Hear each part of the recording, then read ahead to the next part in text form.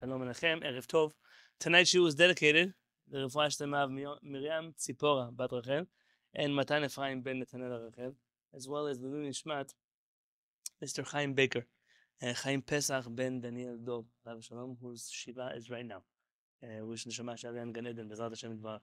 We continue exactly where we left off, which is going to be in the 7th chapter of the Laws of War. So if you want to find this, you're going to go to safaria.org. And then you're going to click on Halakha. And then after that, you will click on Mishneh Torah. And then after that, you will click on all the way down. Scroll down to the book of Judges, Shoftim, and click on the Laws of War, Kings and Wars.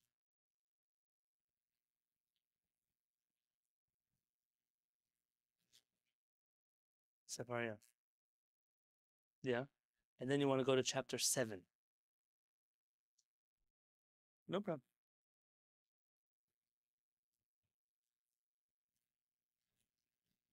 Page 987. So after Halakha, you click on Mishneh Torah. And then you go down to the book of Shoftim, Sefer Shoftim. And Hilchot Melachim u'Milchamot. And then from there, chapter 7. Have it, Thomas? Check it, very good. Zev, I can help you find it in your book if you want. Hand me the book. But you have it in the book, that's all you need. For tonight, that's all you need. That part. The 4-volume set is at page 987. In the 4-volume set, page 987 of volume 4. Okay. Perfect. And that chapter 7, Perek Zayin, Halakha Tet. Yeah. Yeah, Shvi, that's good. Yeah. Kol elu shechozrin me'erchei hamilchama. So we are talking about going to war. And when we go to war, we mentioned there are certain people who, once they get to the battlefield, we send them back from war. What are some of those people who send back from war? Who are they? Somebody who got married. Somebody planted an orchard that he didn't use it yet. Somebody who built a house. Okay. And somebody who's afraid. Because scared soldiers don't help anybody in war. All of those who return back from war, when they hear the words of the Kohen, so though they are exempt from war, they're not exempt from the war effort. Chozrin, they return back to the civilian life. Then they're now responsible for providing water and food for the soldiers. And they are the ones who pave the roads and make sure that everything is functioning properly. Now, usually that's what you have. You have some type of home front initiative and those people who are at war. And you saw this even in the recent war. So those people who were drafted and they went to war, and those people who were either not draftable or they were not citizens of Israel, whatever they were, and they went to all kinds of other initiatives. It's the supplying of helmets or bulletproof vests or making food for army bases or whatever it might be that people needed. All of that is a crucial part of the war effort. Sure, but at war, it's a time where people, yeah. And here you have that even though someone is exempt, it doesn't mean they're exempt from helping the war. It just means they're exempt from entering into a life-threatening situation. Which is who built a house and didn't live in yet? Who married a wife and did not be with her yet? Meaning there are certain people that would regret going to war, and therefore we send them home. But just because they're home doesn't mean they go back to their normal life. One of the most difficult things in the last, how many months we're at now? 9 months? How many months we're at? Almost. All of these months, how could you live life as usual? Even those first months, I was invited to a wedding at the end of October. How can you go to a wedding? What am I supposed to do at a wedding? It's not a normal reality. Who wanted to go back to work after Simchat Torah? The world stands still, and that's normal, and that's good. And so we have to find, so what do we do that's useful for those who are actually fighting? And those who don't go to war, kol ikar, they don't go to war at all. So there are those who are summoned to battle, and then the Kohen gets up to speak to them, and he sends them home.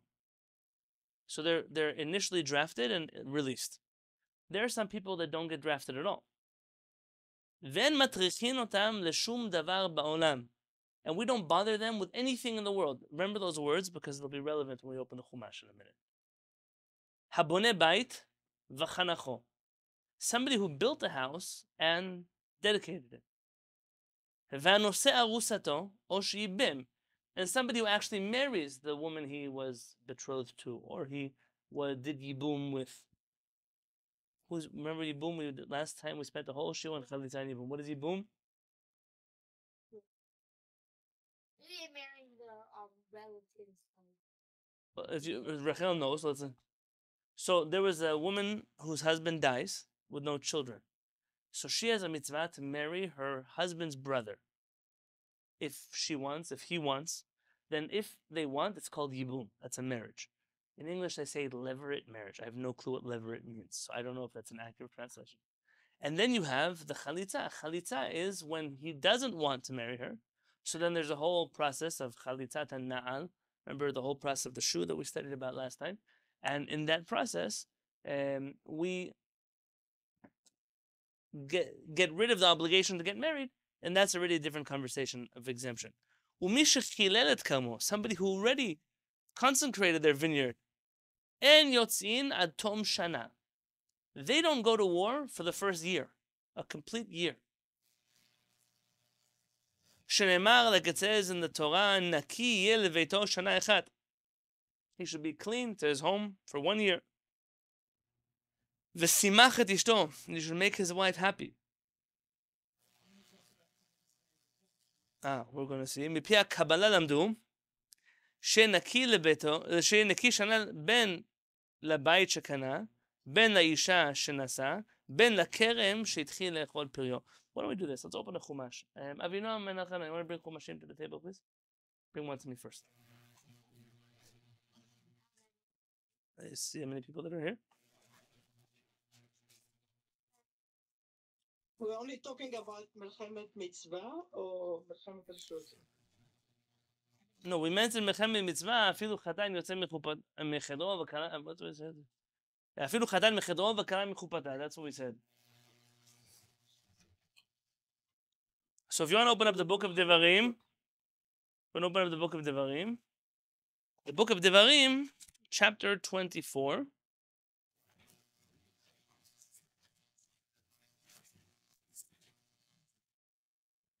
If you're using the Art Scroll Chumash, you're going to find it on page 870. No, I made it up. 10, what is it? 1058? Thank you.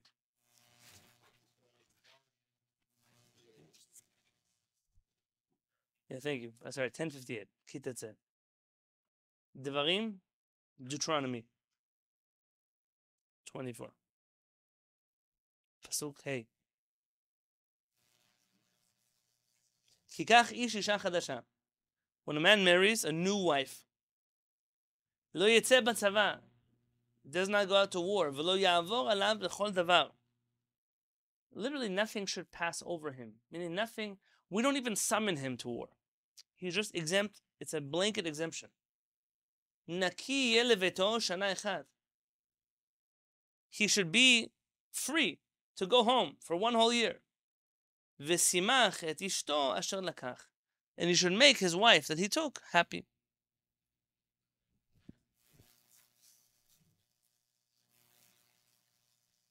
And when it says the chol davar, meaning to any of those war efforts, any part of it, whether it's for fighting, whether it's paving roads, whether it's feeding water or food, he's exempt completely from engaging in the war effort in any way.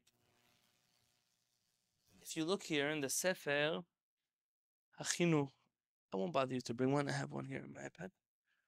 Sefer HaChinuch writes the following.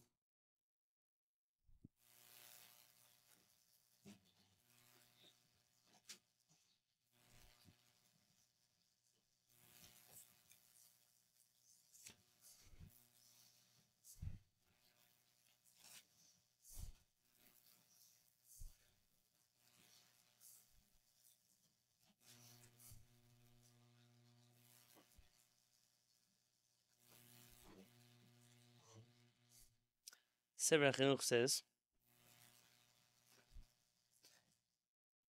in Mitzvah 582.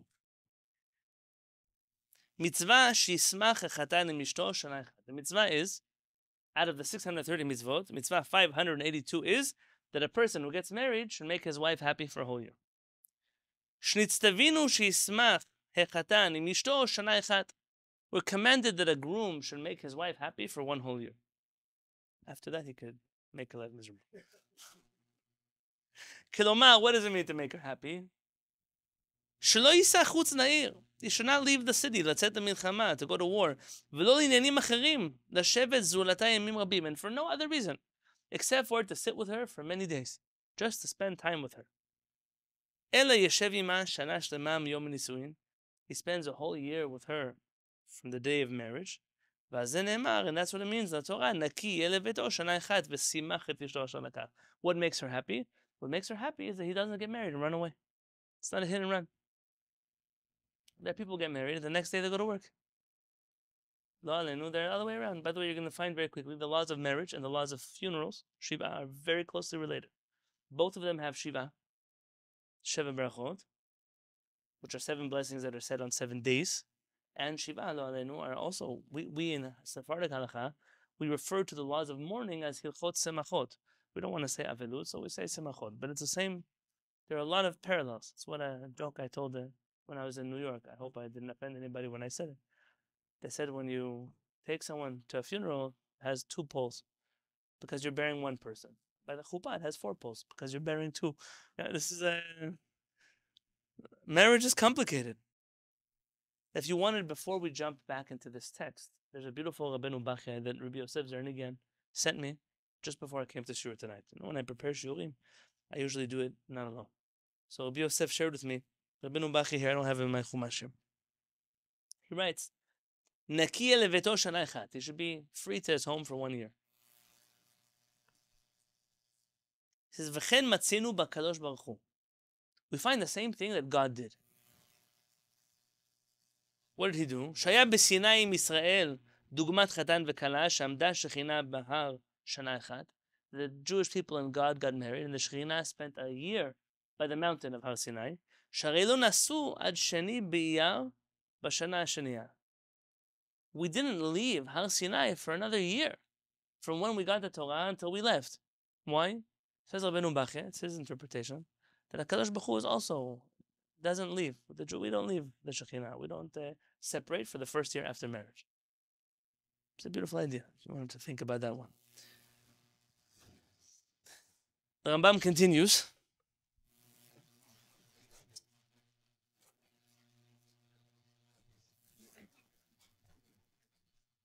Kol hashana kula. You said the Torah only says about marriage.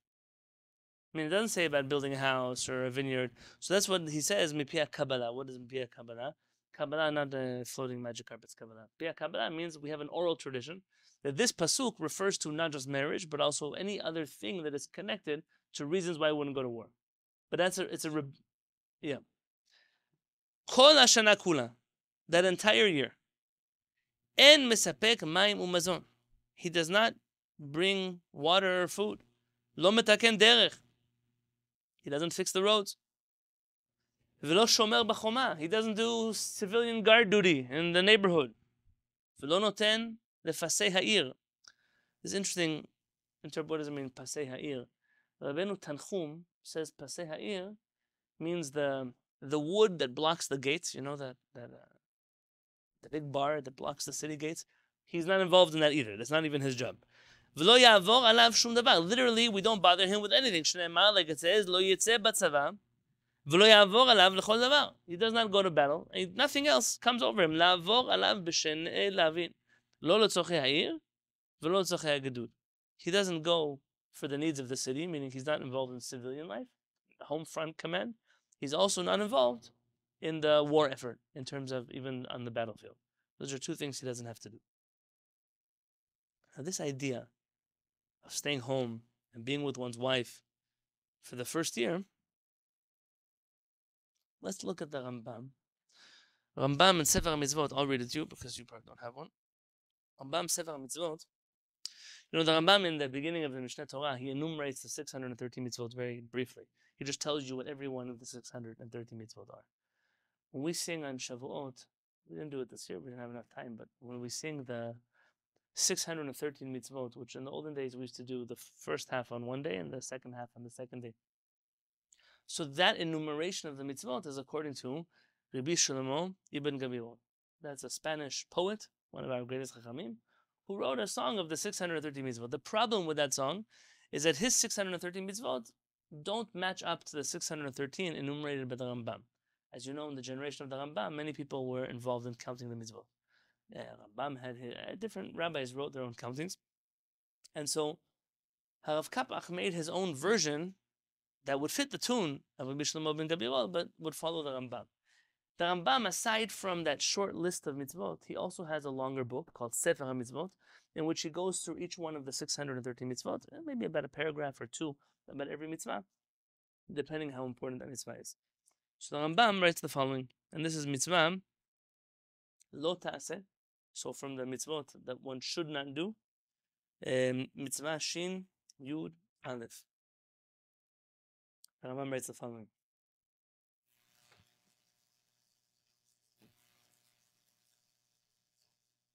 Mitzvah 311. Hazhara huzharnu. We were warned in the Torah. Shelo lahotzi et hatan mibeto kol meshech shana leshum esek min ha'asakim. We don't take the chatan out of his home for any reason. Lo lemilchama velo lezulata. Not for war and not for anything else. אלא לפטור אותו במשך השנה מחובות הגורמים להיעדרו מביתו. We exempt him from anything that causes him to have to leave his home.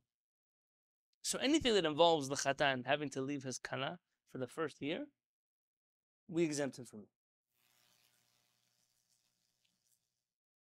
And then he mentions at the end of his halakha Rambam, ודאי, you should know, שגם החתן עצמו מוזהר שלא לצאת מביתו. The chatan also has, so it's not just that we can't draft him, he has an obligation to not leave. כלומר, למסע כל השנה.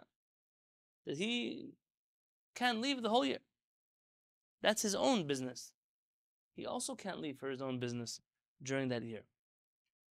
This is what is often referred to in the religious community as Shana Rishona, the first year of marriage. All kinds of couples have all kinds of things. They don't want to host guests in the first year of marriage. They don't go to their parents in the first year of marriage. All kinds of little things. That part already, I don't know. That's social norms or regulations or unregulated regulations.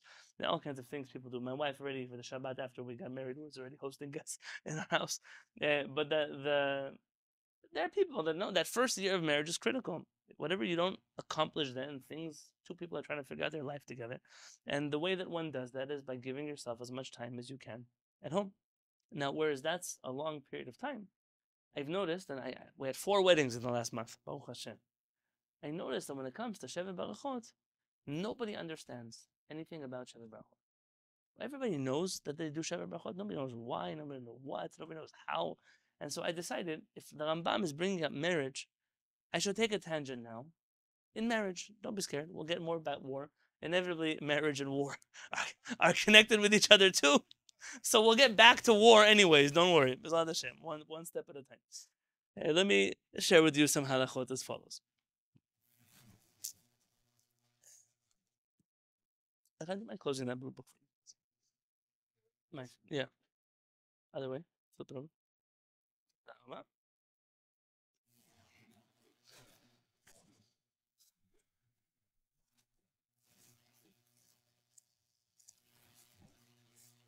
Tell me about Shevet Barachot.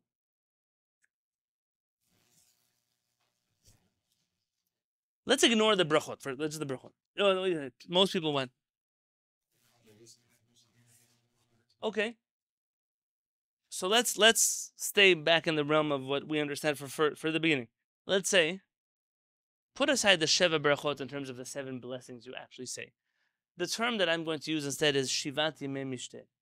Right? The Shivati me mishteh are the 7 days of feasting that happens after a Jewish wedding. Who instituted these 7 days of celebrations after the wedding? Anyone know?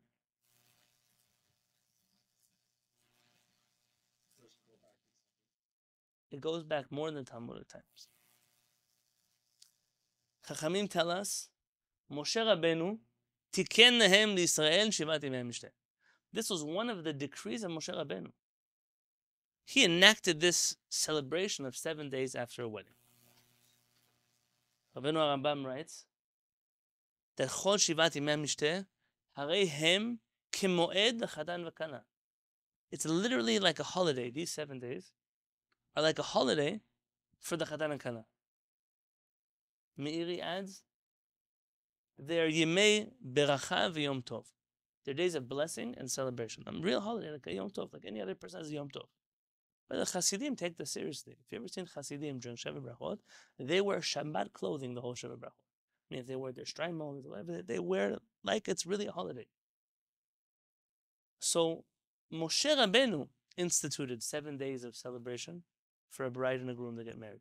If you think of all the minhagim that people do, if it's on Pesach, on Sukkot, foods they eat on Rosh Hashanah, all kinds of things, none of those minhagim go back to Moshe Rabbeinu. This particular idea of celebrating 7 days is something Moshe Rabbeinu instituted for us. It's like walking your guest out of your front door. It's something that Avraham Avinu instituted in the Jewish people. That's not yesterday's minhag.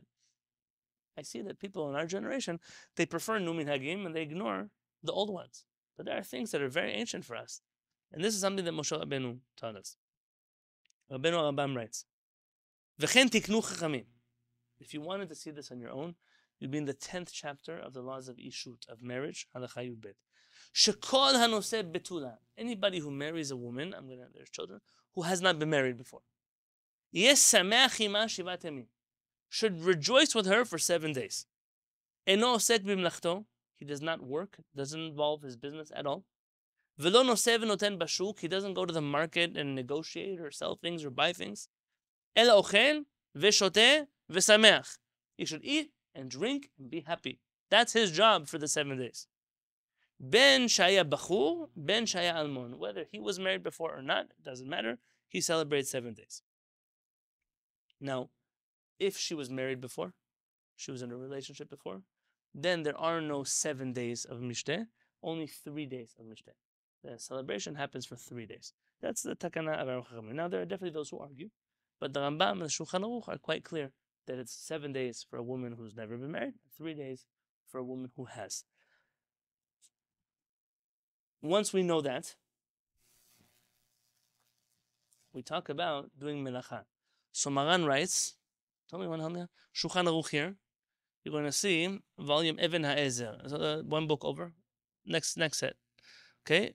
Even HaEzer. Try that to the left of your hand. Left of your hand. That one. Perfect. Rambam.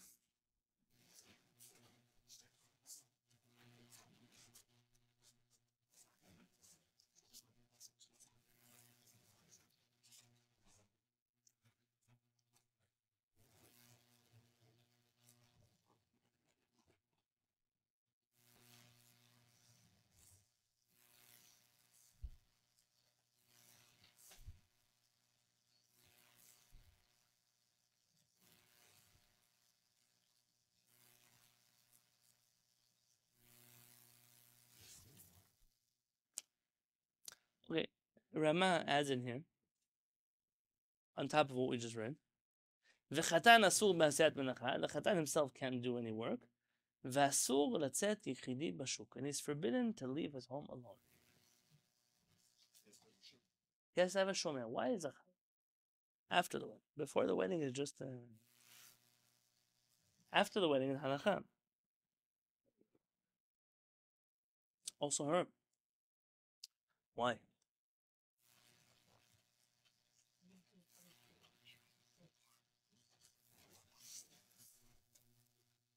So they don't run away.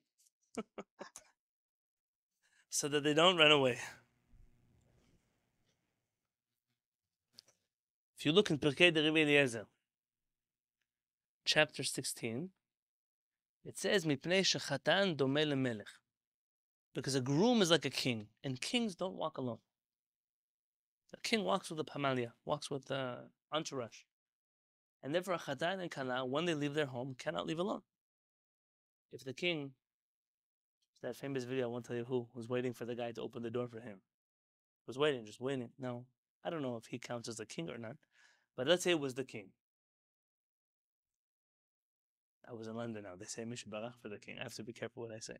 Let's say the king comes to the car and there's someone who's supposed to open the door for him, but the person is running late. He should open the door, he shouldn't open the door. The Americans would say open the door. But the king would know he doesn't open the door.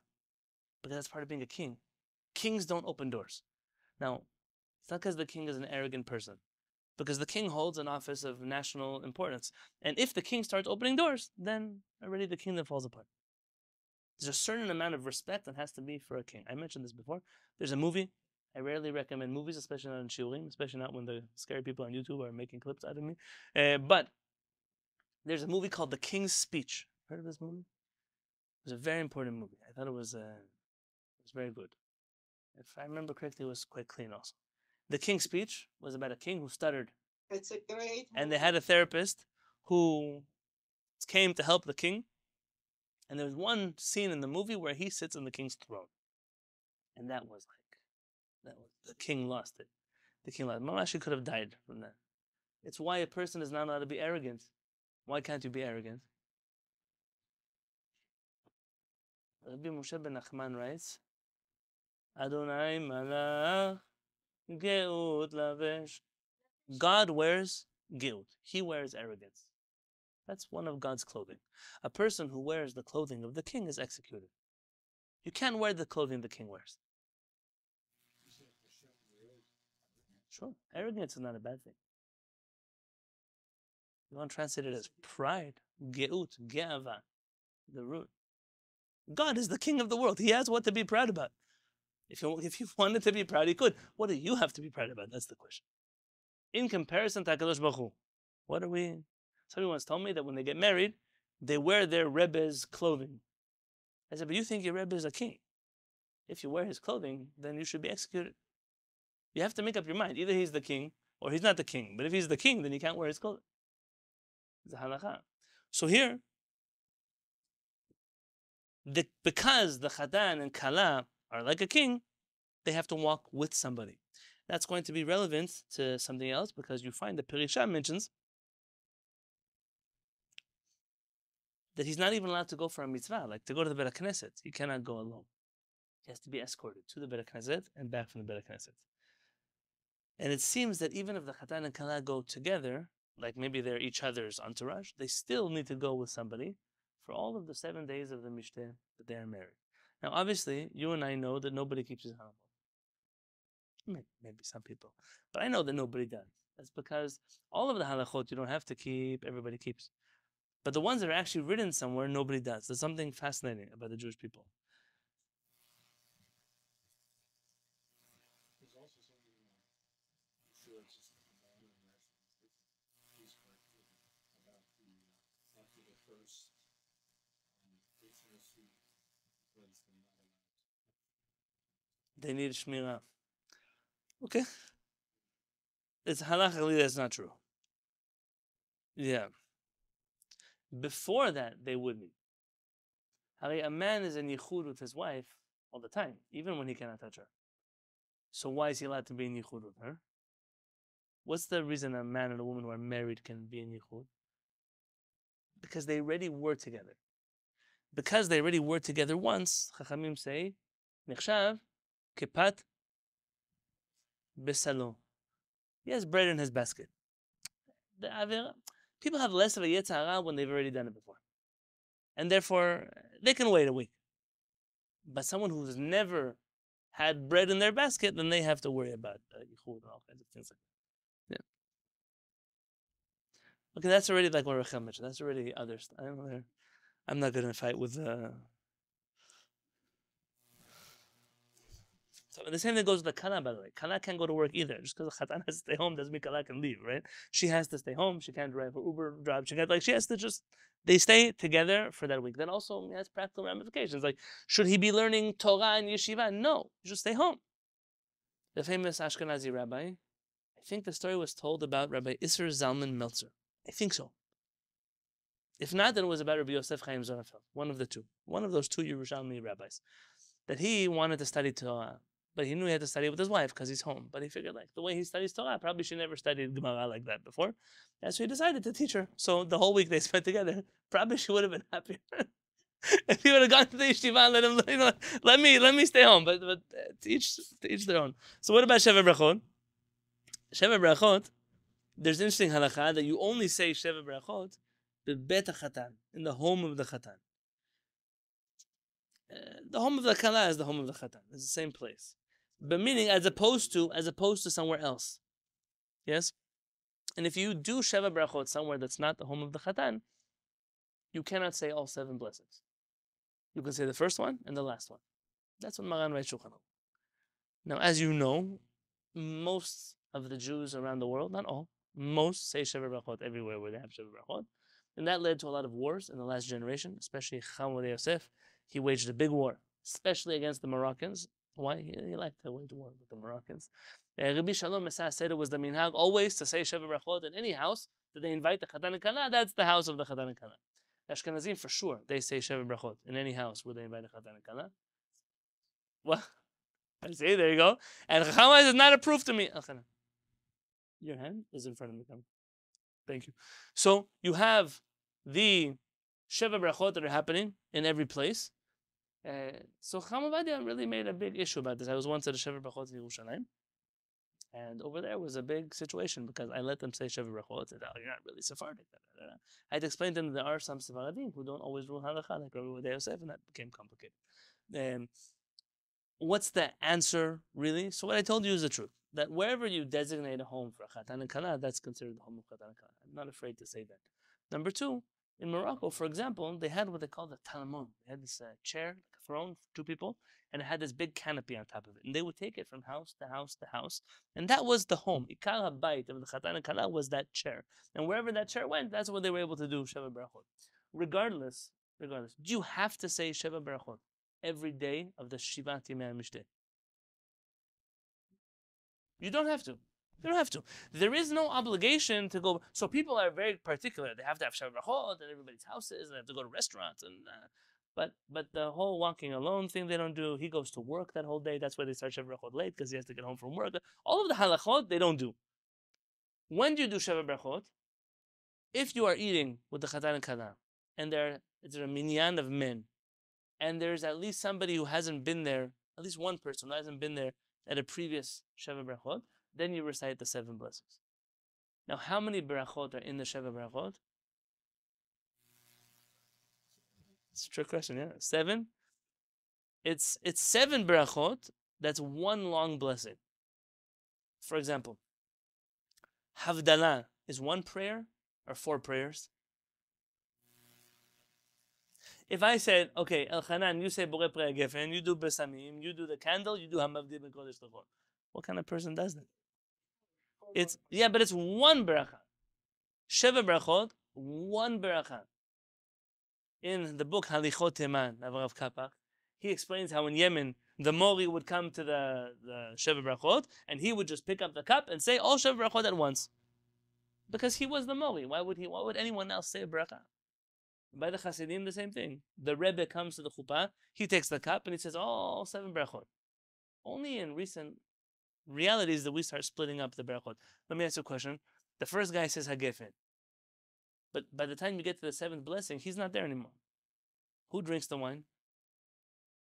Does he stay around to drink some wine? Does the last guy drink the wine? He drinks the wine, he didn't do anything.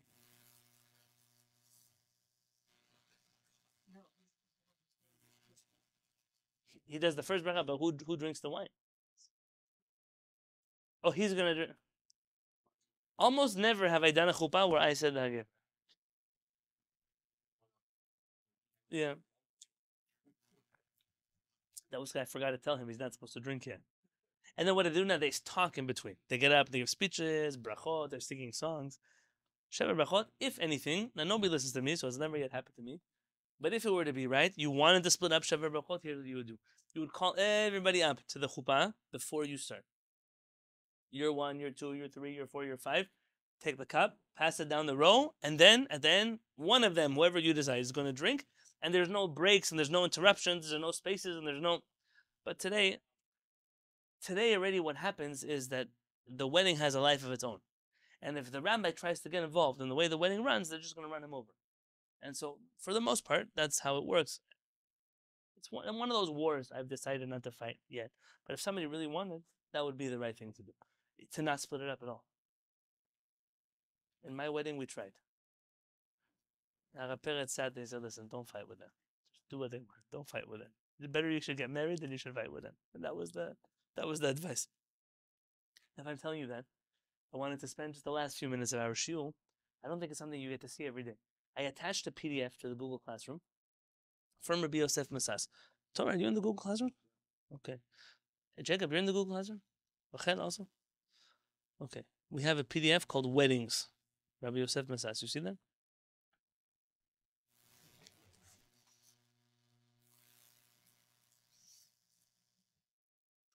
Rachel, just so you know, an important halakha. מרן רואה שולחן ערוך, אם החתן אינו רוצה לעשות סעודה, וקרובי הכלה רוצים שיעשה סעודה, כופין אותו שיעשה סעודה לפי כבודו ולפי כבודה. Now I'm telling you, I had to wait. I don't know. What is it? I counted they should get married.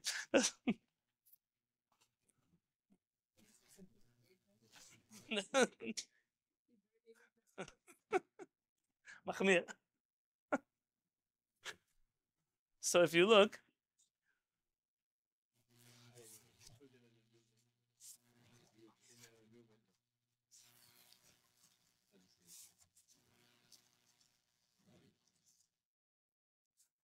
show me those papers.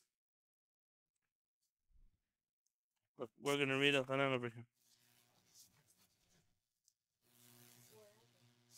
These are letters of Rabbi Yosef Masas, which every once in a while I get to bring one to class. That makes me happy. In this letter, see where it says Taf Taf, Kuf Tzadi Dalet. So that's the letter, do the gematria. Taf is 400. Another taf is another taf is 400. That's going to be kuf is 100. So how many over two? 900. Tzadi is 90. So 990. And then dalet is 4. So letter 994. And this is only the middle of volume 2. You can imagine how many letters Rabbi Yosef Masas published. Rabbi Yosef Masas was asked the following question from Paris.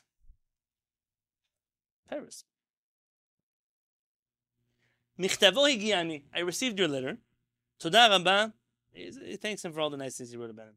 And he must have asked him to please tell me how you do weddings in Morocco. Like, what was the minhag? What was the order of the wedding? I'm not going to read you the whole letter, but let's see what I can read from tonight.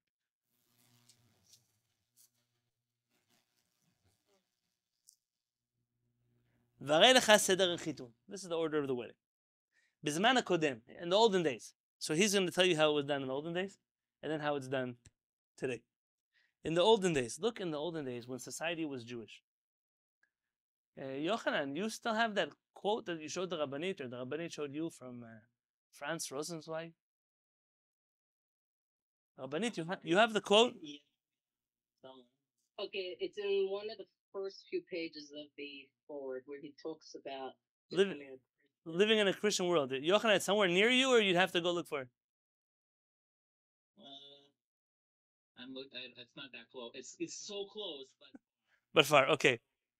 Yes. Okay. Yeah. Rabbanit, you can paraphrase the quote for us?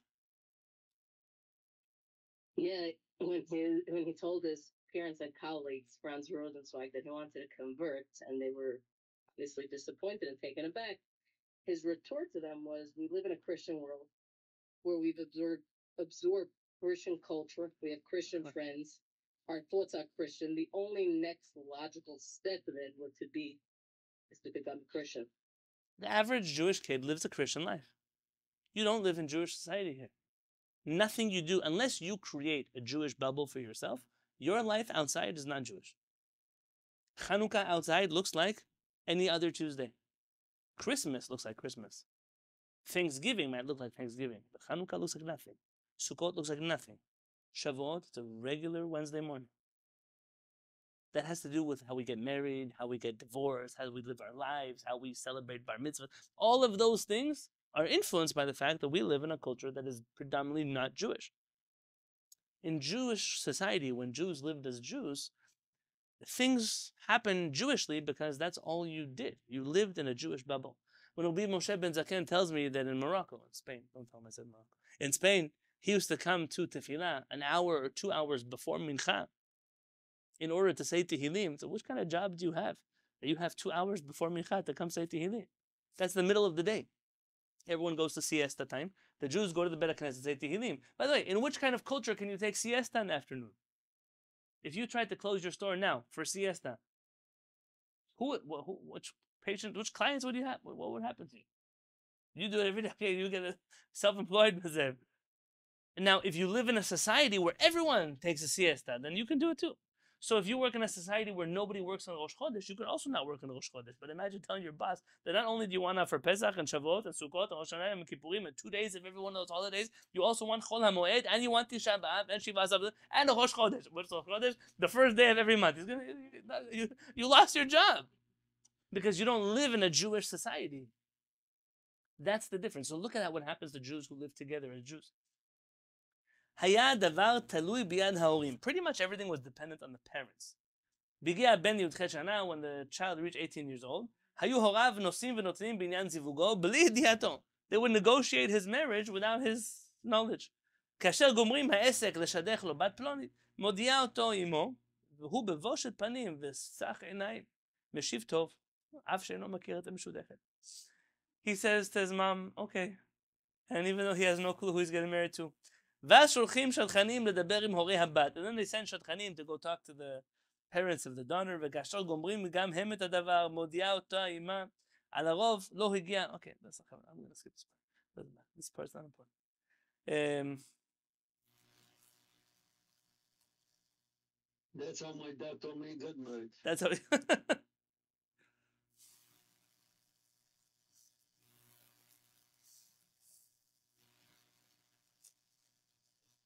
This part is all about the financial arrangements they make. They bring all kinds of gifts to each other. Okay, I'm not interested. Again, I want to see the wedding part.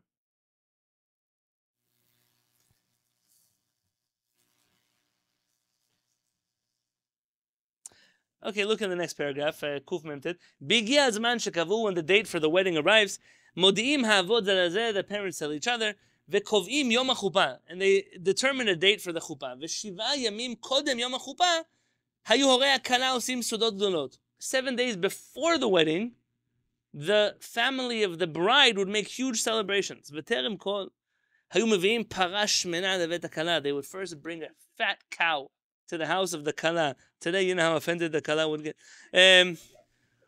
ומקשטים אותה בכמה בגדים וחפצים מן הדונה. They kind of decorate the cow with all the clothing and jewelry of the kala. Okay, again, this is not the part. ומזמינים כל קרוביהם וקרובי החתן, and they invite all of the relatives over of the bride and the groom.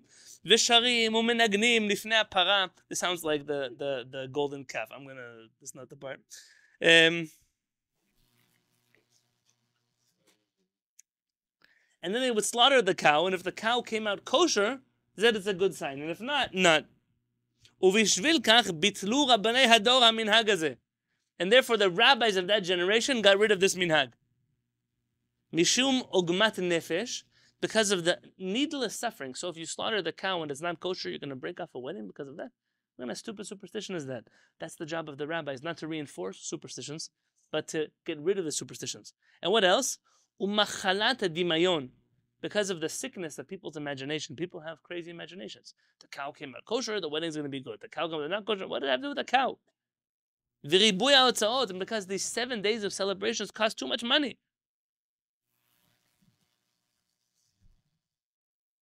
Okay, and then וביום השבת, on the day of Shabbat, היה הולך החתן וקרוביו להתפלל בבית הכנסת שבו מתפלל אבי הכלה. The Chatan would go pray in the synagogue of the father of the bride's family, that where he prayed. ומעריכים בניגונים, And services take longer because they sing extra songs. V'olim kulam l'sefer Torah, and they all go to the sefer Torah. V'osim nedavot, they pledge money to the Beit Knesset, l'chazanim, v'lemeshorim, v'leshamashim, u'lemosdei tzedakah sheba'ir, for the chazan and for the gabaim and for the tzedakah organizations. Everybody in the family would get an aliyah and pledge money for tzedakah. V'achar tefillah, and after services, הולכים את כל כובעיהם. ורוב הקהל בית הכנסת בבית הכלה, ואוכלים שם סעודה קטנה והולכים להם. And the whole Beit Knesset came out, and all of the relatives would go to the house of the kala. They would eat a small meal there. Okay, let's get to the wedding day. Where's the wedding day? Okay, scroll down. Go down.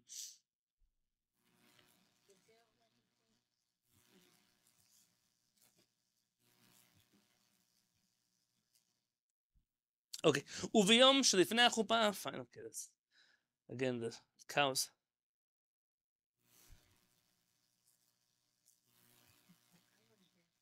And they bring horses. Wait.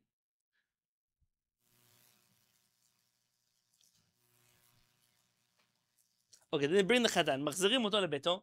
They bring the chatan back to his house. ושותים יין שרף ודברים כבושים. They eat all kinds of, drink all kinds of alcohol and all kinds of things like that. והולכים and they go home.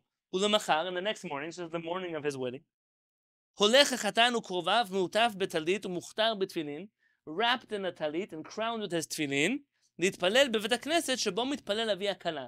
He goes to pray in his father-in-law's synagogue. Notice how much kavod they're giving the girl's family here. Yes? ושתי שעבות גדולות דולקות לפניו, and they have two big candles, wax candles that are lit before him. ביד שני שושביניו, and the two of his shomrim, the two, what are shushvinim? They call them, they have a name word for them. Those who accompany people. So, umishorim, and they sing, what? The escorters. The escort, thank you, in a good way. I don't know if that's a bad word. Umishorim, and they sing, umenagnim, and they play music, ad hagyam lebeit knesset, until they reach the Beit Knesset. What time is this? This is weekday shacharit. I think about whatever time that is. Early morning. וכל הקהל עומדים לכבודו, and the whole community stands up in honor of the chatan, עד שיושב במקומו, until he reaches his seat, שתקנו לכבודו, that they made for him מקושט בפרחים ושושנים. They have all kinds of roses and flowers on his chair. ומתפללים בניגון, and they pray with the tune, like a Shabbat day, not like a regular weekday. ואחר שגומרים, הולכים לבית הכלה. So all the businesses presumably open later, because today was a wedding shacharit. It wasn't a regular shacharit. And then everybody goes to the home of the kala. V'hi mekushetet, and she's all decorated, meaning jewelry and makeup and clothing, whatever she wears. V'yoshevet al kiseh nichbad, and she's sitting on a special throne, a chair. Mesova beparchim v'shoshanim, that's also covered in roses and flowers. Ufaneha mechusim b'mitpachet shel meshi lavan, and her face is covered with a silk white fabric. ומשנכנס החתן, מורידין אותה מעל הכיסא ומסירין המסווה מעל פניה. When the chatan comes, they take her down from the regular chair and they remove her veil. ומעמידין אותה לימין החתן, and she stands to the right of the chatan. So under the chuppah, her face is covered or uncovered? Uncovered. Why is her face uncovered? You have to know who you're marrying. How can you marry someone you can't see?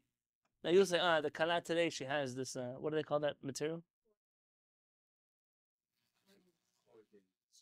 It's the clear one. There's a one. Okay. My kala, when I got married, was like this, but bulletproof. It was thick, white. You didn't know who she was. Now, why do the Ashkenazim cover the face of the kala under the chuppah? What's the reason? There is no other reason. So what's the reason? Mishum tzniut. How can a woman have her face shown in public in front of all the men that are watching? Huh? Who said the women are there? I hear, but you know that in many communities, and I'm not going to say where, but in the East Coast, for example, the mother, for example, of the baby doesn't even come to the Brit Milah. Let's say the Beit Knesset, they take the kid, they bring him back home to her when they're done. If you don't believe me, ask the Rabbanim. So here you have the kala. By us, the opposite. It's unusual for a woman to come to the brit. It's unusual for the woman to come to the brit. But it's for one reason, Sfaradim, they do the Brit Milah in the house usually. Why? So the mother doesn't have to leave anywhere. It's not comfortable. She just gave birth. She has to come out of her bed, see the Brit Milah, and go back. To drag her to hall, to the Beit Knesset. It's complicated. But to not have the mother of the Brit Milah is crazy. To not have the... Okay, I'm just preaching to the choir. Now, she comes, they take off her veil so they could do the chuppah. They put her to the right of the Chatan. By this led to a plethora of halachic literature. When you say to the right of the Chatan, what do you mean to the right of the Chatan? Is it to the right of the Chatan or does it mean to the right of the Chatan? Who's right? If I'm looking at the Chatan and Kala, my right or his right? When they ask me, every time I say, do whatever you want. I'm not saying. The Chatan takes his talit and puts it over her. That's the ikar chuppah. Sfaradim do chuppah. The thing on the pole doesn't matter. It doesn't matter if there's a pole or not. Who cares? The ikar chuppah is the talit. And the rabbi says the blessing on the cup of wine. And the Chatan uses either a ring or the original minhag is a coin. In Yemen, until Mamash they came to Israel, everyone still used coins. I heard that in the Syrian community, there's some people who still use coins. I heard. I never saw it. Kol mishpacha k'minhaga. Every mishpacha with its minhag. V'achar kach mechabel hachatan b'kinyan u'shvuah al kol sachei ha'ktubah v'kol taneim. Okay, he accepts. They read the ktubah aloud in a tune and they sign the witnesses there. V'gam hachatan, and the groom signs the document also. It's very interesting. By Ashkenazim, the groom does not sign the ketubah. Yeah, just the witnesses. Umvarech avi hachatan sheva brachot al hakos, and the father of the groom says all sheva brachot on the cup. V'toamim hachatan v'kala, and the chatan and kala taste from the wine. V'yotzin b'shiluv yadayim, and they go out of the chuppah holding hands. I'm not a fan of that, but that's what they do. V'sovavin otam kirovehem, and all the family crowds around them. That happens everywhere. V'shtei hashavot dolkot ivnehem, the two wax candles are still lit, and they escort them. V'sharim, v'sharot, and they sing, both the men and the women. Volchim, where do they go right after the chuppah? Yashar at bet HaKnesset, shebo mitpalel chatan, to the bet HaKnesset of the chatan. V'nichnasim kulam lebet HaKnesset, and everyone comes to bet HaKnesset. U'poteach chatan delet achat midato echad, and the chatan opens up one of the doors of that one kodesh. Listen carefully. V'kala potachat delet hashanit, and the kala opens the other door. The first time that we did that here, that the woman came and opened up their doors of their own kodesh on Simchat Torah, somebody almost killed him. Why not? A woman's going to open her own kodesh. So, umotzi chatan, it wasn't one of us. Umotzi chatan sefer Torah. The chatan takes out the sefer Torah. Umalbeshet oto hakala meila v'rimona v'ikarim, and the kala is the one who dresses the sefer Torah. I have to stop the recording. Yitzchak is gonna. Actually, I'm not gonna stop because Yitzchak, I want him to edit it. So do this. Remind me right after the class to remind me to tell you a story about Mexico City. Okay? Someone has to remind me right after I finish. V'notel otan hachatan bizro'o, and the chatan then takes them in his arm. V'omer b'kol ra'am mizmor leDavid HaShamayim misabrim kevod ha'ed, and he says Tehillim out loud. U'molich haSefer Torah, and he takes Sefer Torah to where? Ad beito, to his house. Why does he take it to his house? Because he can't leave his house for the 7 days of the Mishteh. He has to stay home. So where is he going to pray? How's he going to pray without a minyan? The minyan comes to him. This is exactly like Lo Alenu. Yes. Umarkidim umezamrim lefanav, and they sing and they dance with him in the Torah. V'nutlim oto b'cheder miyuchad. They put the Torah in a special room. It's very important because when I had a Sefer Torah in my house for the first 6 months of this Kehillat, it's not so simple to live with a Sefer Torah. You have to be careful how you dress in your house. You have to be careful what you say inside your house. Your whole house becomes a bit of Knesset. You can't put up your feet on the couch. You can't do things. You got to do. Sefer Torah is in the house. Where the Sefer Torah is, and in my house, unfortunately, where you put the Torah, you can see it in the whole. I don't live in Deal, Rachel. Wherever you stand in my house, you can see the whole house. So this is there are some houses, you can get lost in the house, but no. ונותנים אותו בחדר מיוחד, ואחר כך נכנסים החתן והכלה לחדר חופתם, and the chatan and kala go to the room of their chuppah, where that all started. ואימו של החתן משברת כוס מלא חלב, and the mother of the chatan breaks a jug of milk. Okay, these are again minhagim that have to do with all kinds of superstitions. ושרים ומשוררים על זה, and they sing and they sing. והחתן מושיב את הכלה על מיטה כבודה, and the chatan puts his bride to sit with him on this beautiful bed that they sit on. ויוצא מהחדר, and he leaves the room. ולא נכנס שם עד הלילה, he doesn't come back till the night time. So he deposits his kala, and he leaves.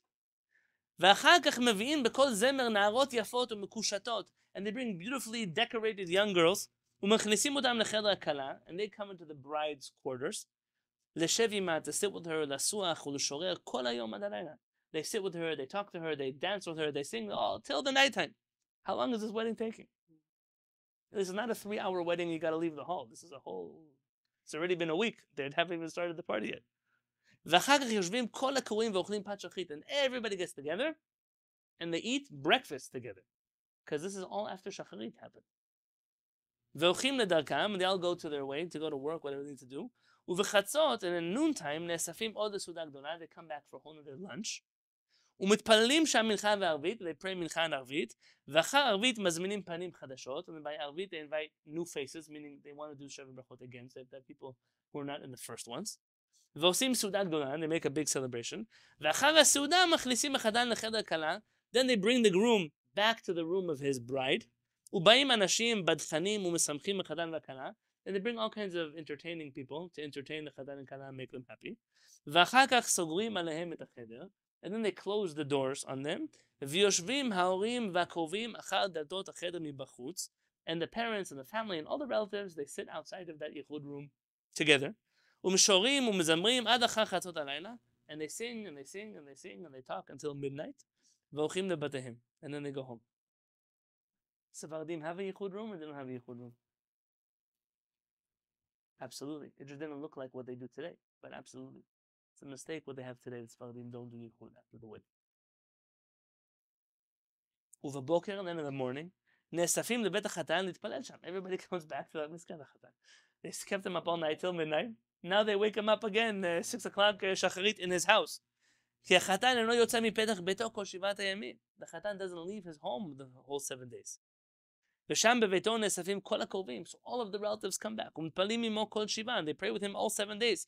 ויום השבת בכלל, it's including Shabbat. He doesn't get a break. וקוראים בספר תורה שהביא החתן עמו בית הכנסת כנען. They read in the Torah that he brought with him. ועולים כל הקרובים בספר תורה, מתנדבים לחזנים וכו', and they go the same thing. The Shabbat, all the relatives go up, they donate money for the different needs of the community. ועושים סעודות גדולות כל 7, and they make celebrations, all these meals, all 7 days. ובכל סעודה מברכים על הכל 7 ברכות. And every meal they say the 7 blessings with a glass of wine. וביום השמיני בבוקר, and on the 8th day, אחר שחרית, after שחרית, מחזירים מספר תורה לבית הכנסת בכל המולה כאשר הובא. They escort it back with singing and dancing like they brought it. והורי החתן והכלה מתנדבים לכבודו מפה או רימונים או עזור, ויש איש מתנדב, they all donate things in honor of the Torah, more pomegranate, more crowns, more skirts, whatever they had. ומקיפים את התיבה 7 הקפות, they do 7 הקפות around the תיבה. ומברכים את החתן והכלה והוריהם, they bless the bride and the groom and their parents. והולכים לבתיהם לשלום, and everyone goes to their home in peace. ואותו היום מזמין החתן לסעודת היום, now it's day 8. The Chatan invites for lunch כל חבריו הבחורים, all of his friends, the single guys, ואוכלים דגים, and they eat fish. רמז שיפרו וירבו כדגים. To remind them they should be fruitful and multiply like fish. וכל הבחורים והקרובים מביאים דורונות לחתן ולכלה באותו יום, and they all bring gifts for the Chatan and Kala that day, ומברכים אותם, and they bless them, ולמחר, and the next day, יוצא החתן לעבודתו. The Chatan goes to work for the first time in 2 weeks. זהו סדר ימי החופה שהיו נוהגים פה בזמן הקודם. This is the way we used to do weddings originally. ומנהג הספר תורה הוא ישן נושן. This custom of the Sefer Torah is very old. But likely, what's the reason that they go to the Beit HaKnesset during the Sheva Brachot? Chatan goes to pray. Why do they let him go pray instead of doing the minyan in the house? Likely, it would make his wife more happy if he left for an hour a day than if he brought the whole community to their house. Think about a Chatan Kala get married, they move into some 1-bedroom apartment somewhere, some studio in Manhattan. The whole community wants to come over 3 times a day for tefillah. That's a recipe to get divorced by the end of Sheva Brachot. That's horrible. And you have to feed them. So likely she was already mochelet, like belev shalem, with a full heart, just go pray and come back already. Mincha takes 20 minutes. You have to bring the whole community with you. Yes? Omnam, but seder chuppah bezman hazeh hu pashut meod. The way we get married nowadays, he said, is very simple. Biyom shlifnei chuppah, the day before, Samin HaNedunya, they already make all the arrangements of the promises financially. V'yom sha'achav osim ha'chuppah b'beit HaKnesset l'chad tfilat ha'mincha. Already after mincha, they do a chuppah the next day in the synagogue, b'kol hamula, with a lot of noise. V'yesh osim suda b'to halayla. Some do a meal that night. Uv'yom ha'shabbat ba ha'chatan v'kruva b'beit HaKnesset u'mplanim b'nigun. The chatan come to the synagogue and they pray. V'achar shacharit, the last page, holchim leveito v'ochlim suda ktana. Everyone goes to his house. They have a little meal, like a little kiddush. וביום שני יוצא לעבודתו. And already the next day he goes to work. ויש התכף אחרי 7 ברכות נוסעים לעיר אחרת על איזה ימים. Already they have this minhag, he says, a honeymoon. After the 7 ברכות they go to another city for a few days. וחוזרים לבתיהם לשלום. And they go out to their homes in peace. או נוהגים, so they're more minhagim for חתן וכלה. שהנולד או נימול בתשעה באב קוראים אותו מנחם. But if someone has a baby that was born or has a brit milah on Tisha B'Av, they call him Menachem, the one who will comfort us. ובפורים קוראים לו מרדכי. בפורים they call him מרדכי, ועכשיו אין נוהגים כן. Nowadays they don't do that either. זהו מה שיכולתי עתה להודיע לכבודו בשלום. That's all that I can tell you, sir, about how we do weddings in Morocco. What do you see here? And I could do a shiur like this about Yemen, about Algeria, about Turkey, about Syria, about Germany, about Poland. Every single country had its way of doing Chuppah v'Kiddushin. What I can tell you, though, it was an immersive experience. It wasn't just a few hours in a wedding hall. It was the entire community. It was all the friends, all the family, all the... If you're going to go broke, you might as well go broke with everybody. Now, why do it alone? Yes. Also, when you have everybody, so remember, it's everybody is involved here. You think just one person cooked all the food for all these events. Everybody's involved together. It makes the simcha. With me, with my children, for example, we've only had brit milah so far, or the naming of our daughters. But I say, let everybody come for a brit milah. I never said inviting this person, don't invite that person. So I'll do a cheaper brit milah. I'm not going to make a fancy one like you're going to make. But for me, what's happy is to see everybody there. That makes me happy. To have a fancy brit milah and nobody there, what does it help me? The other way around is happy.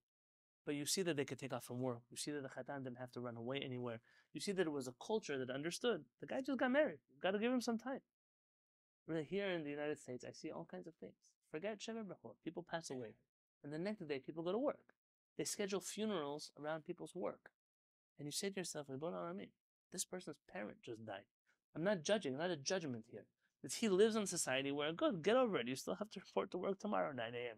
Or how many days you could plan to take off? 3 days, 4 days? When are you going to get back to work? Or let's do the funeral in 3 Sundays from now because it doesn't work for this brother or for that uncle or for this sister or for this cousin. Things that we would never think of talking about in a Jewish society. And so part of having a kehillat, and I'm grateful that we're starting the shiurim up again this week and next week, and B'ezrat Hashem already in 2 weeks from now, we'll be in full swing. The whole purpose of creating a kehillat is to create, at the very least, in this very not Jewish world that we live in, a little corner where we can live our lives as Jewishly as possible. And people say sometimes, Shabbat, it's so long on Shabbat. We're here for so many hours on Shabbat. You think you're here for a lot of hours on Shabbat? I'm also here for a lot of hours. We're all here for it. Why for so many hours? Because I know what happens when we go home. I know even the people who are very careful to keep the halachot of Shabbat. All the Monopoly games come out, and all of the other, all the Lashon Hara, and the football, and the soccer, and the sports, and the politics, and then Shabbat disappears. And if we're together, and we do things together, and we eat together, and we learn together, and we learn together, and we do all these things together, then all of these things that we do, we're doing as a kehillat. People get married, we do it together. People get brit milah, we do it together. All of that togetherness, the shiurim, you have your 1 night, 2 nights. Poor Baruch, he once told me, the only night I have to read books is Wednesday night. I'm out of nights. So I put the Thursday night shiur on hold for a little bit. Yeah. But that whole culture of living together as a kehillat, I'll tell you, I'm jealous of the Charedim in this regard. In their world, there's no such thing as people who go to work on Purim. Purim, everybody's just doing Purim. In their world, of course you could do a wedding till 6 o'clock in the morning because nobody has a job tomorrow. Everybody just does a wedding till 6 o'clock in the morning. Now, I'm not telling you that's conducive to Shacharit the next morning, or to Shlom Bayit the next morning, when the kids wake up and it's 7 and you just went to sleep. I'm not telling you that's right. But there's a certain amount of, there's a world that lives a fully Jewish experience. And that's something that we can strive for, each in our own way. And the more independent you are, the more you work for yourself, or the more unemployed you are, whatever it is that you do, you can say, well, I want more days to myself. Of course I work Chol HaMoed now because I can. But maybe one day I won't have to. Maybe the whole Pesach I can be with my family somewhere. Maybe that's a goal. Set the goal and reach that goal. Those are things that we can strive for. B'ezrat Hashem Yitbarach, I'm sure that we do it together. HaKadosh Baruch Hu will bring us all together. Uvau, Tzion, Berina. God willing, we'll come back home together, singing and dancing. B'ezrat Hashem.